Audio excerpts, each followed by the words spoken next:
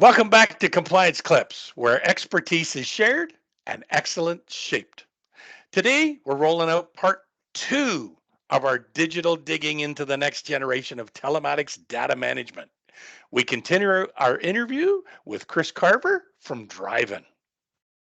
So last week, as we closed part one, Chris explained how the Draivn solution consolidates telematics data across a broad range of fleets and presents each carrier with a normalized benchmark. This allows subscribers to benchmark themselves against a multitude of carriers in the same geographic area and market. Today, we pick up where we left off, uncovering how this next generation in telematics is driving real world results and real world insurance prices for carriers everywhere. That's right, Rick. Telematics consolidators not only identify opportunities for enhancing driver performance, but are being used to determine if your next fleet renewal will have a reduction in insurance cost or an increase. It all depends on what you, the operator, are doing with your data. And remember, this isn't just theoretical, it's happening right now, today, in fleets across North America. Plus, we'll reveal the secret weapon in Draivn's arsenal, how their solution acts as a powerful defense in litigation scenarios, providing carriers with unparalleled protection and peace of mind. So grab your favorite beverage. Geez, I better find mine. I don't know where I put it. Get comfortable and prepare to be amazed. Part two of our conversation with Chris Carver from Draivn starts right now. Let's get at it. So you're normalizing the data for the given application. In other words, when you're looking at your performance is respective to other operators who are subscribing to your solution that are doing the same type of application. Exactly. And then if you're just looking at the speeding data, for instance, as an example, with this operation, because they're doing a lot of night deliveries, you can see in the upper left, I don't know if you can see my little mouse here, but clearly a lot of their miles are by functional road class 1. So they're running back and forth on our major freeways, our major interstates. They're operating intercity versus intracity. So these are a lot of roads that in traditional insurance terms, we might just refer to those as rural miles. Versus, the traditional, as we said, the insurers aren't very granular about things. So the problem in this particular fleet, the thing that immediately jumps out by doing that kind of a comparison, Rick, is we can look at the speeding by functional road class. And so now we've got a very actionable piece of information which would drive our insurance rates, where now we're talking about speeding in the intra-city area, the secondary roads. So these are the urban roads that maybe our drivers are a little more aggressive on, and we're because we don't see as much enforcement on that particular class of road. So that big spike there, that should catch our eye. That should be telling us, hey, that's where. Otherwise, the percent of road by road class day and night seems to be fairly consistent. We can see we're driving a lot of highway miles. Our hours by functional road class 2 are significantly less than our highway miles. You can see that over here. But the fact that we have the ability to immediately identify that variable that ultimately will drive that score up and impact how that usage-based insurance algorithm is going to assess our miles. So the usage-based insurance algorithms that are out there now, whether they're rating you on a quarterly basis, or there are some now where they're doing debits and credits on a monthly basis, is using some kind of a barometer similar to what we showed here. Each one of the barometers, each one of their scores are actually proprietary, but the idea is to be able, by taking a large enough set of data and giving you a barometer, you're going to understand how to close this gap between the exposure that the insurance company is using in their traditional way against what the safety score is telling you, and between the two lies this barometer or this risk score that's telling us how our vehicles and our drivers are behaving. Really, what are the choices that we're making as an organization, not just our drivers are making, but we're making as an organization in terms of putting our drivers onto a road where maybe there's a lot of congestion, maybe there's the weather parameters would lead us to believe that we haven't picked the safest hour to dispatch.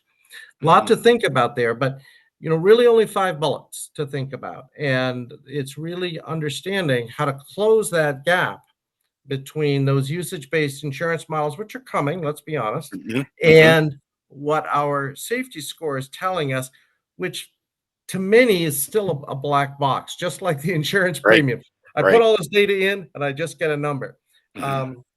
What we want to arm your listeners with is what are the 4 or 5 actionable things that I can think about in terms of when and where to drive and the choices to make that my drivers are making versus the choices I'm making as a business that are going to drive frequency down. Insurance company is going to make whatever assessment they want of your particular geographic area about the severity, because they can't control the courts and the cost of that claim, and they can't control the replacement cost of parts and vehicles in your particular geography, in your particular province, in particular state. Those, as we know, have been all over the place over the last 24 months. But the ability to really manage and assess and compare yourselves against other fleets in this now data-centric insurance environment is a matter of trying to use the data that's coming off of our cameras, our telematics, our ELDs in a way that truly can be actionable when we compare it to people like us on the roads. Wow. Lots of info. Rick, your mind is going. I can tell. It's because I can see your eyes roll back in your head there. Yeah, no, I mean, and again, Chris has referred back to our interview with Mr. Angel there not too long ago, and Jim's comments about focusing on your top 20% of the guys who are, or the guys and girls who are at the extreme end of the undesirable behavior spectrum. And when we're talking with Jim, and when we're specifically usually talking about telematics dashboards that an individual operator has, you may have a very small sample size because you may only have 20 drivers. So, someone may only have an undesirable performance for a few minutes or a couple of times a month, but because your data size is so small, they're all the way up here. But now when we're talking about aggregating, which is essentially what you're saying, that anybody can potentially participate for free if their insurance broker is a member of this cabal, for lack of a better description. You're actually, when you're in the top part of the percentile here, and I'm talking about those who are top percentile of undesirable performance behaviors, you're actually exceeding not just the performance metrics inside the organization, but as we said, normalized against a variety and a large amount of carriers doing the same job in the same environment, which removes a lot of the traditional resistance that we receive when we're trying to introduce corrective behaviors. Absolutely right. And I'm going to take you back to another one of your prior episodes, Rick, is at the end of the day, what are we all trying to do here? We're all trying to just make a profit, right? We're just trying to run a profitable business.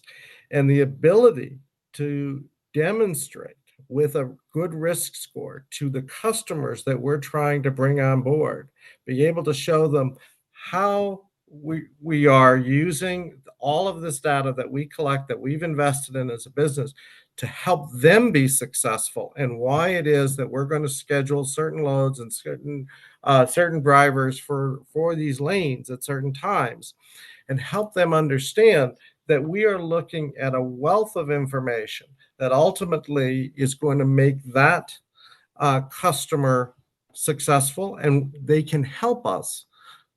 You referred back to celebrating our drivers. We're going to celebrate the success of that customer by also showing them that our dispatchers and our drivers are all making great choices because we've helped everybody minimize the risk to that load. Music to my ears. I love this stuff. Yeah, I mean, love this again, stuff. I'm seeing that Chris is saying, "Hey, I'm going to present the information for you. I'm going to give it to you, and you're going to be able to go to your insurance provider and say, look what I'm doing. Look at how I'm improving. Now it's your time to give me a little bit of something back." Yeah, exactly. It's no longer a black box, Rick. Exactly. Exactly right. Instead of having the numbers, as John emphasized, it's that inter-fleet or the intra-fleet number, which is our own vehicles against themselves. Now we've got that inter-fleet view and inter-organizational view where we can push back, and instead of the insurer saying, hey, we saw this one thing and maybe it's some number of months back that we've long since corrected, and we can say, hey, here's our organization, here's the way we're operating, and here's how we see ourselves comparing. And just the mere fact that you have that view and that you can present that view with the help of your broker to be able to say, we're among the best of the best. On that barometer, we're in the 90th percentile, of all of the operations here in the GTA, or down in Oklahoma, or wherever it is that. Well, I was going to say, from my past experiences here, working with insurance providers and working in the risk world for the underwriting teams, when I could go out and see a motor carrier, a customer that was utilizing their telematics and not just going, oh yeah, we use our telematics, we do this and that's it. Yeah. When you can really provide me hard data, pull up the graphs, tell me what you're looking at, what it is you're doing, and how it's making a change in your organization, that is music to an underwriter's ears. They may not understand it totally, but they will realize you are going above and beyond the average motor carrier out there to address your concerns and improve your performance. And when you can do that, now all of a sudden they're going, oh my God, now I see the reflection of, we haven't seen any losses for a while. Their carrier profiles are really coming down in scores. They haven't had any roadside inspections in a while.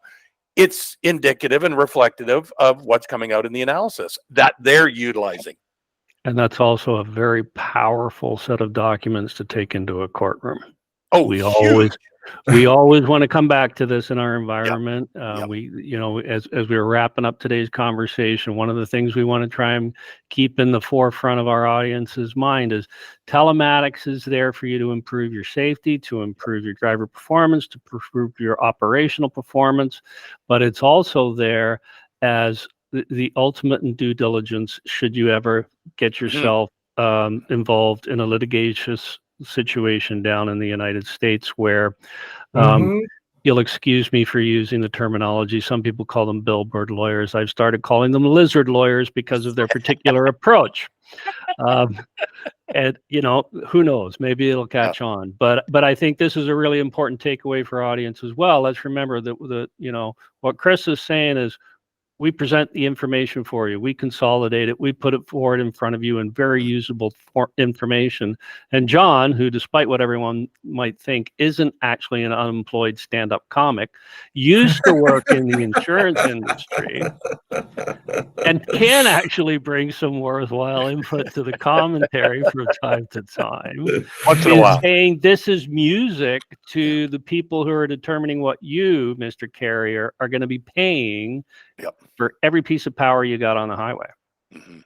And to bring those 2 points to the two of you together there on that. So John's looking at it from the underwriter's point of view. Rick, rightly or wrongly, we have to think about what the lawyer's view of this is.